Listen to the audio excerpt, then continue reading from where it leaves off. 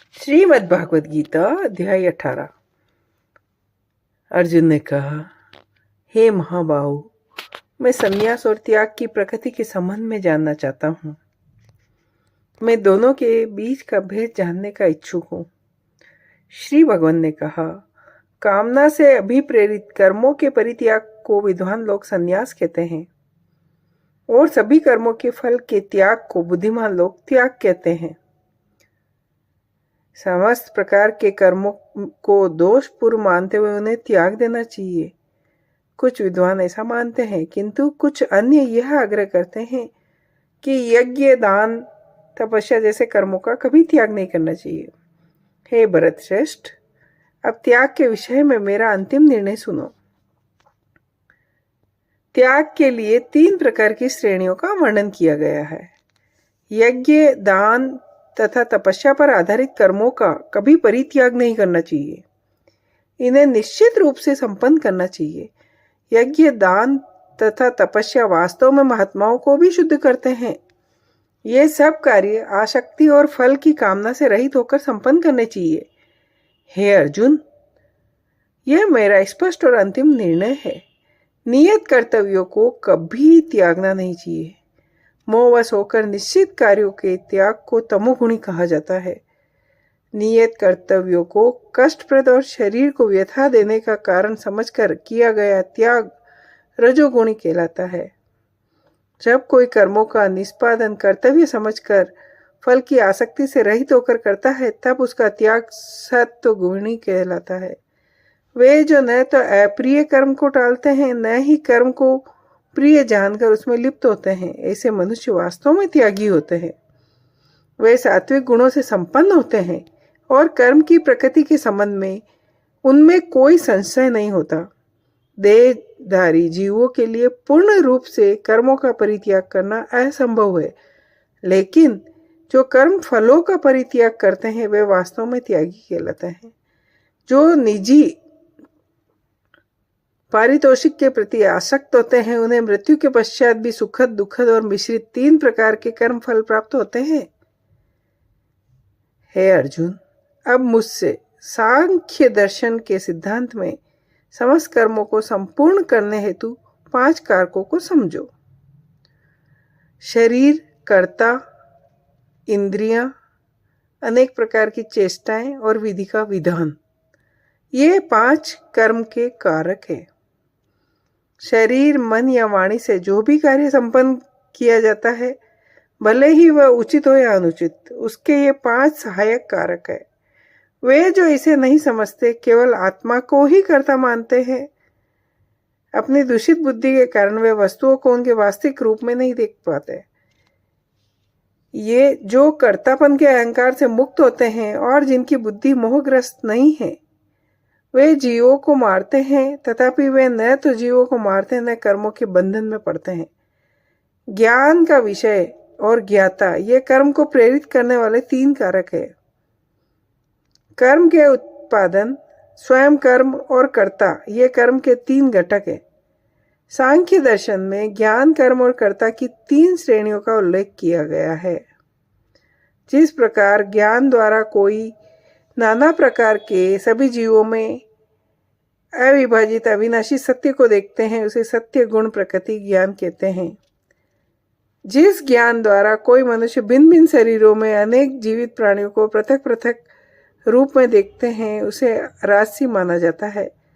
वह ज्ञान जिसमें कोई मनुष्य ऐसी विखंडित अवधारणा में तल्लीन होता है जैसे कि वह संपूर्ण के सदस्य हो, जो न किसी कारण और न सत्य पर आधारित है, उसे तामसिक ज्ञान कहते हैं।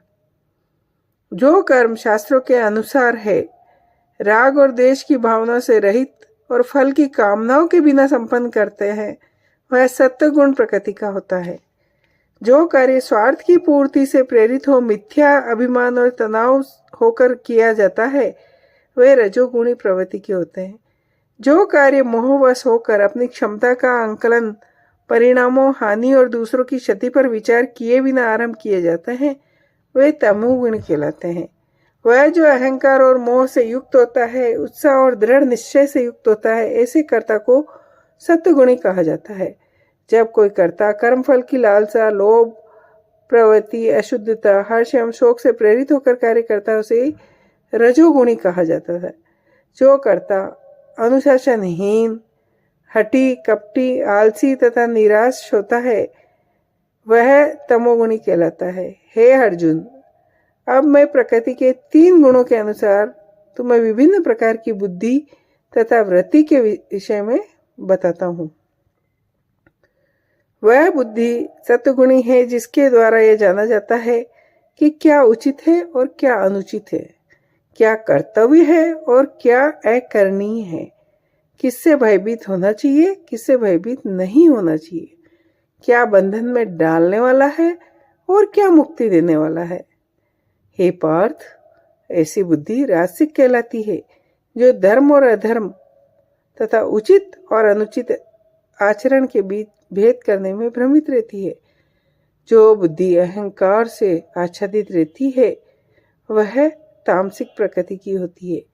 जो धृति योग से विकसित होती है, जो मन, प्राण, शक्ति और इंद्रियों की क्रियाओं को स्थिर रखती है, उसे सात्विक धृति यानी संकल्प कहते हैं। वह धृति जिसके द्वारा कोई मनुष्य आसक्ति और कर्म फल की इच्छा से कर्तव्य पालन करते हैं वह राजसी धृति कहलाती है। दबर्तीपूर्ण संकल्प जिसमें कोई स्वप्न देखने, भय, दुख, निराशा, कपट का त्याग नहीं करते उसे तमोगुणी घृति कहा जाता है। हे अर्जुन, अब तुम 3 प्रकार के सुख के संबंध में सुनो। जो आरंभ में विष के समान लगता है लेकिन अंत में जिसका स्वाद अमृत के समान हो जाता है उसे सात्विक सुख कहते हैं। उस सुख को रजोगुणी कहा जाता है जब यह इंद्रियों द्वारा उसके विषय के संपर्क से उत्पन्न होता है। जो सुख आदि से अंत तक आत्मा की प्रकृति को आच्छादित करता है, निद्रा, आलस्य और असावधानी से उत्पन्न होता है, उसे तामसिक सुख कहते हैं। इस भौतिक क्षेत्र में पृथ्वी और स्वर्ग के उच्च लोकों में रहने वाला कोई भी जीव प्रकृति के इन 3 गुणों के प्रभाव से मुक्त नहीं होता। ब्राह्मणों, क्षत्रियों, वैश्यों और शूद्रों के कर्तव्यों को इनके गुणों के अनुसार प्रकृति के 3 गुणों के अनुरूप वितरित किए गए हैं। शांति, संयम, तपस्या, शुद्धता, धैर्य, सत्यनिष्ठा, ज्ञान, विवेक तथा परलोक में विश्वास, ये सब ब्राह्मणों के कार्य के स्वाभाविक गुण हैं। शूरवीरता, शक्ति, धैर्य, रण कौशल, युद्ध से पलायन न करने का संकल्प, दान देने में उदारता, नेतृत्व क्षमता, ये सब क्षत्रियों के कार्य के स्वाभाविक गुण हैं। कृषि, गोपालन, दुग्ध उत्पादन तथा व्यापार वैश्य गुणों से संपन्न लोगों के स्वाभाविक कार्य है। अपने जन्मजात गुणों से उत्पन्न अपने कर्तव्यों का पालन करने से मनुष्य पूर्णतया प्राप्त करता है। अब सुनो कि कोई निर्धारित कर्तव्यों का पालन करते हुए पूर्णता कैसे प्राप्त करता है। अपनी स्वाभाविक वृत्ति का निर्वहन करते हुए उस सृजक भगवान की उपासना करो जिससे सभी जीव अस्तित्व में आते हैं। अपने धर्म का पालन त्रुटिपूर्ण ढंग से करना अन्य के कार्यों को उपयुक्त ढंग से करने की अपेक्षा अधिक श्रेष्ठ है। किसी को भी अपनी प्रकृति से उत्पन्न कर्तव्यों का परित्याग नहीं करना चाहिए। हे कुंती पुत्र, वास्तव में सभी प्रकार के उद्योग कुछ न कुछ बुराई से आवृत रहते हैं। वे जिनकी बुद्धि सदैव प्रत्येक स्थान पर अनासक्त रहती है, जिन्होंने अपने मन को वश में कर लिया, जो वैराग्य के अभ्यास द्वारा कामनाओं से मुक्त हो जाते हैं, वे कर्म से मुक्ति की पूर्ण सिद्धि प्राप्त करते हैं। हे अर्जुन, अब सुनो, जो सिद्धि प्राप्त कर चुका है वह भी दृढ़ता से दिव्य ज्ञान में स्थित हो कैसे ब्रह्म को पा सकता है।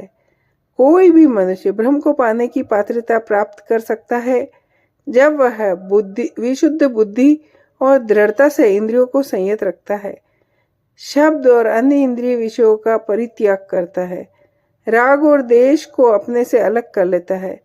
ऐसा व्यक्ति जो एकांतवास करता है, अल्प भोजन करता है, शरीर, मन और वाणी पर नियंत्रण रखता है, सदैव ध्यान में लीन रहता है, जो शांति में स्थित है वह ब्रह्म के साथ एक रस होने का अधिकारी है। परम ब्रह्म की अनुभूति में स्थित मनुष्य मानसिक शांति प्राप्त करता है। मेरी प्रेममयी भक्ति से कोई मुझे सत्य के रूप में जान पाता है। यदि मेरे भक्त सभी प्रकार के कार्यों को करते हुए मेरी पूर्ण शरण ग्रहण करते हैं, तब वे मेरी कृपा से नित्य एवं अविनाशी धाम प्राप्त करते हैं। अपने सभी कर्म मुझे समर्पित करो और मुझे ही अपना लक्ष्य मानो। बुद्धि योग का आश्रय लेकर अपनी चेतना को सदैव मुझ में लीन रखो। यदि तुम सदैव मेरा स्मरण करते हो, तब मेरी कृपा से तुम सभी कठिनाइयों और बाधाओं को पार कर पाओगे। यदि तुम अहंकार से प्रेरित होकर सोचते हो मैं युद्ध नहीं लड़ूंगा, तुम्हारा निर्णय निरर्थक हो जाएगा।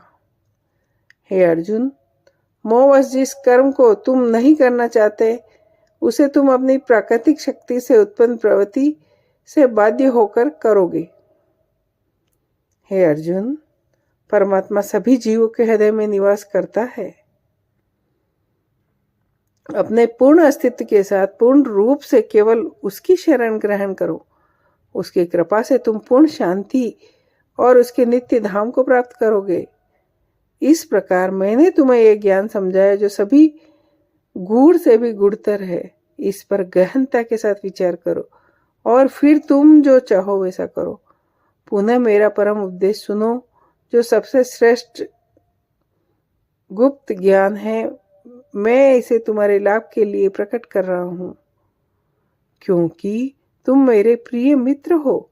सदा मेरा चिंतन करो, मेरे भक्त बनो, मेरी आराधना करो, मुझे प्रणाम करो। ऐसा करके निश्चित रूप से मेरे पास आओगे। मैं तुम्हें ऐसा वचन देता हूँ। सभी प्रकार के धर्मों का परित्याग करो, केवल मेरी शरण ग्रहण करो। यह उपदेश उन्हें कभी नहीं सुनना चाहिए, न तो संयमी है और न ही उन्हें जो भक्त नहीं है।